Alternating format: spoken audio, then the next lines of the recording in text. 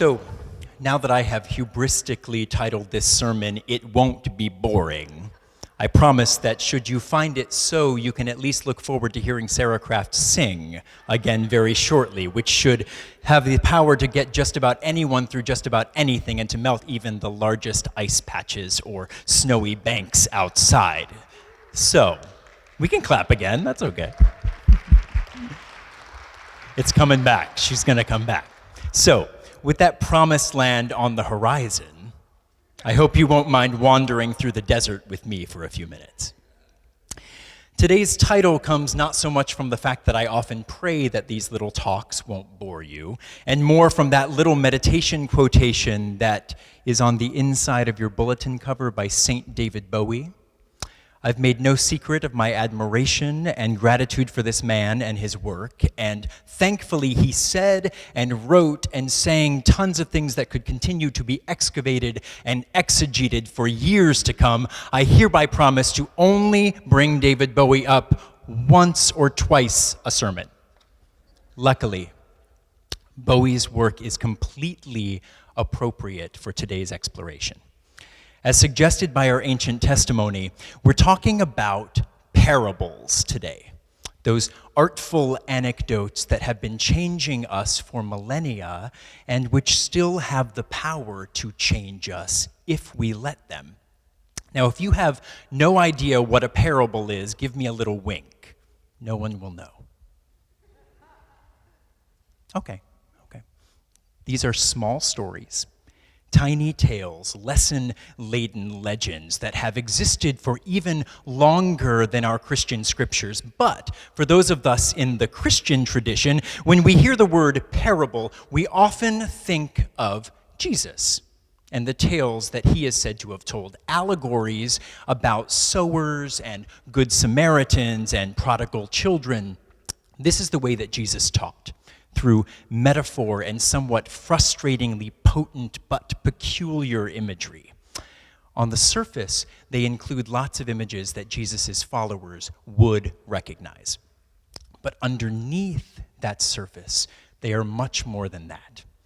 In the original Greek, parable breaks down into two contrasting parts. Para, which means alongside or with, and balein, which means to throw. So, within the intent of this one word, we characterize parables as things that simultaneously meet us where we are and stay alongside us, while also throwing us forward into an unknown, a new vision beyond what we can currently see. The intent behind these parables, these stories, is to show us who we are and where we've been, and to pitch us forward into who we can become. Now that's a big job for a little parable to do. And as characterized in today's ancient testimony, another purpose of a parable is to keep us confused, playing between meeting us where we are and nudging us forward toward new horizons, keeping us just uncertain enough to be just frustrated enough to be just interested enough to pay attention. Healthy confusion, perhaps to the chagrin of many of us modern-seeking moderns and meaning-seeking meaningful people, seems to be part of the plan. And why not? The driving purpose of these stories is nothing less than the earth-shaking, world-flipping, vision-shifting upending of our grounded assumptions. Now, we're going to be delving deeper into the particulars of Jesus' parables when Mystery School, our adult Bible study, picks up again after Easter, so get ready. But I'm jumping the gun a bit today, because Toby and Sarah gave me the perfect segue. As we were planning the service and inviting Sarah to sing two hits from her recent Carnegie Hall recital, let's clap again. We were excited, but we worried that the songs might not have anything to do with the theme of the service, and at least in the case of the number you just heard, that the vocal intensity coupled with the intense meaning of the lyrics might be too much for a Sunday morning, even here at Judson. So Toby joked that we should just not print the translation in the bulletin and tell everyone it's a text from Leviticus or something. Toby was joking, but I thought, perfect. Let's leave the translation out and invite everyone to simply experience the music. Experience Sarah's performance. Make of the German what you will, leaving us to just be with a musical language that most of us don't understand, inviting us to forget about knee-jerk meaning-making. Let's give our brains a rest for a minute and just let ourselves be immersed in art we don't immediately understand. Confusion can give way to something else, something different, maybe even something better. Meaning-making might not always be the immediate point. I know. I have a hard time with that one too. So what happened today? If you speak German, maybe you were just fine. But if you don't know German, did you scramble through the pages looking for the translation and try to figure out what the words mean? Did you just listen to Sarah singing? Did you get increasingly frustrated that the Judson office had forgotten to do our job and put the translation in so that you would know what the story is that Sarah was telling? When did you eventually just give in and let the art wash over you? Or did it ever happen? No matter what, you're going to get another chance when Sarah sings again. And there's no translation in the bulletin for that one either. Just put the bulletin away and listen to the voice, the bend of the phrasing, the tinkle of the piano keys. Give in to the confusion of the unexplained and see what happens. See what visions you come up with on your own. And if everything goes awry, it'll all be over by 12:15. That way that you might have felt during Sarah's first number, that's exactly how I felt for long stretches of the past month. There are 4 experimental theater festivals playing currently in the city, and I have seen 22 shows in the past 22 days. With this being experimental avant-garde theater, I have partially understood approximately 2.2% of what I have seen. Folks, I don't even know what was happening most of the time. There was one afternoon where I sat in the dark for a full hour watching a woman gyrate on the floor and then reach out and touch gigantic styrofoam sculptures. And when she would touch them, they would light up this eye-splitting brightness and then emit this ear-splitting sound. And all of us in the audience just sort of sat looking at each other bewildered the entire time. But you know what? I actually can't stop thinking about it. I am obsessed with it right now. And it's enacted my imagination in ways that I'd never dreamed. I like neat narrative. I like beginnings, I like middles, I like ends, and oh my God, I love morals. And I used to be obsessed with well-made art for a very long time, but the 2 biggest influences on me kind of changing my tune, I think you know, Jesus and David Bowie. For Jesus' part, it took me a long time to realize that his parables are far deeper than they even first appear.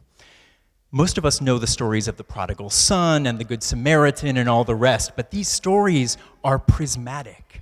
They defy easy absorption, and if you do think you've immediately understood them, you better go back again, because you've at least left out 1 layer or maybe even 20. We all know the ways our Sunday school teachers have moralized these tales, but they are infinitely deeper than that. These stories, despite the watered-down way we've pulverized them into harmless folktales, were game-changing, dangerous things in Jesus' day. They were explicit and veiled challenges to the status quo. They were question-asking, sense-defying performance art that flew in the face of the expected, the comfortable, the defined, and they were the building blocks that led to Jesus' death. A fun or not so fun fact. Franz Schubert, who composed both of Sarah's songs, like Jesus, died in his early 30s. And though his death was not at the hands of the empire and probably at the hands of syphilis, Schubert, while he was alive, we don't know that for sure. Schubert, while he was alive, was part of a group of political rabble-rousing hipsters called the Schubertiaden. And this collective of ragtag messmakers, like the disciples, were in constant trouble with the Austrian police for speaking out against the status quo. Did you hear that in the music? If not, you can always listen again the next time around when she does another. Infinite layers reveal infinitely more layers. We can try at meaning making. The trying is the point. Why just be when you can become? When we stop becoming, rigor mortis sets in. Now, David Bowie started his career singing pretty ditties in the Tin Pan Alley and folk traditions, imitating others, crafting simple narratives in his art, trying to find his voice, as all artists, and I assume all people, must do. But as he found the individual voice that was distinctly his own in the 1970s, Bowie's evolution took on a character that to me is nothing less than theological. By 1973, Bowie was a full-on music superstar, and he could have continued on in that vein. But he kept on becoming. He began to experiment in his lyric writing under the influence of cult author William S. Burroughs. This experiment is called the cut-up technique. It's a method stemming from the Dada art tradition. Basically, Bowie was looking for a way to turn meaning on its head, to infuse his art with his own meaning, while also allowing his listeners to do their own work in deciphering what his art might mean for them. So, Bowie would write a paragraph that made sense to him, that had meaning for him. And then he would literally cut the words up and reassemble them into a new order. From there, he would write a song with the lyrics now being so meaningless that they started to mean anything, and then everything. The effect of this method can be off-putting and completely frustrating. It's disorienting and expectation flipping. The lyrics actually don't make immediate sense, but they're rooted in meaning for Bowie. He just doesn't care much if the seed of his own meaning becomes something that pushes you away from his original intent. He could write completely phallic songs that build to an expected climax musically and lyrically, but he instead chooses to diffuse it all into something much more challenging, interesting, and eventually transformational. Bowie's meaning is there, layered in, and he trusts you to work through it, not to simply receive it, consume it, and dismiss it. It's songwriting that mirrors the way that life happens, confused and cut up, modern-day parables. And as artist Joseph Beuys says, that Max read, it's not just art that can be approached this way, it's all of life. But scarily, if we look for ourselves in today's ancient testimony, I fear we're not the devoted disciples. We're the hordes that Jesus doesn't think we'll ever understand because we don't take the time to wade in the water to try to understand. A recent study suggests that our attention span has shrunk to 8 seconds. That is less than that of a goldfish. And I hope that Jesus wants us to prove him wrong.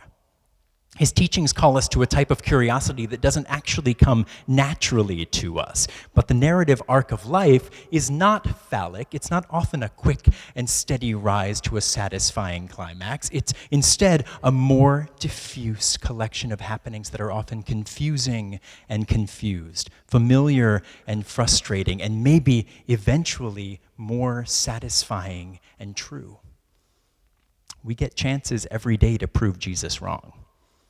Life is handed to us cut up and meaning mangled. We are basically parables for one another, enigmas, offering ourselves up, asking and seeking to be understood.